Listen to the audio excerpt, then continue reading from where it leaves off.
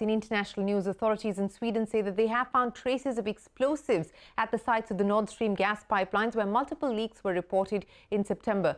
Claims that this was an act of gross sabotage. Sanjay Suri joins us now from London with more on the probe. Sanjay.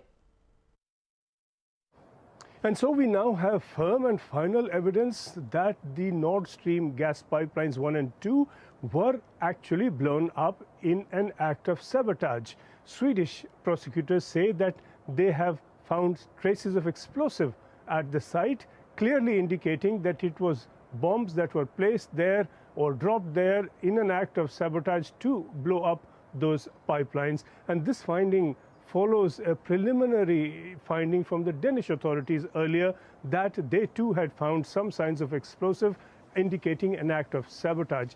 The Danes and the Swedes have been conducting this investigation jointly, but we now have final word from the Swedish prosecutor's office on this.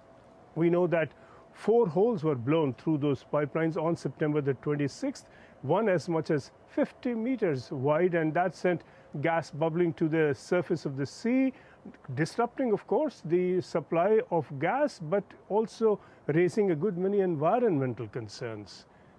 The big unanswered question remains: who blew up those pipelines? And on that, neither the Danes earlier nor the Swedes now have anything to say.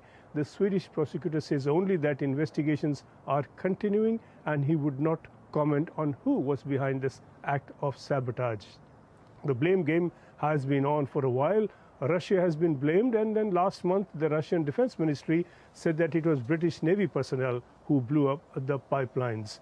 We do not know exactly who did, and we have no definite answers on that. It is apparent that the Russians are not the ones who would stand to gain from this act of sabotage, but of course that of itself is not evidence of anything one way or another.